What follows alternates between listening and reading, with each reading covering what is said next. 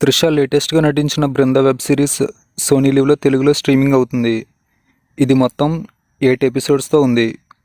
హైదరాబాద్లోని పోలీస్ స్టేషన్కి కొత్త ఎస్ఐగా వస్తుంది బృంద. ఆ స్టేషన్లో పనిచేసే ఎవ్వరికి బృంద పనితీరుపై నమ్మకం ఉండదు. ఎవ్వరూ కూడా కేర్ చేయరు. అయినా తన పని తాను చేసుకుంటూ పోతుంది. చెరువులో ఒక డెడ్ బాడీ దొరుకుతుంది. దానికి గుండు కొట్టి 16 సార్లు కత్తితో పొడిచినట్లు పోస్ట్ మార్టం రిపోర్ట్లో తెలుస్తుంది. సేమ్ ప్యాటర్న్లో ఇంకా చాలామంది చనిపోయారని తెలుస్తుంది.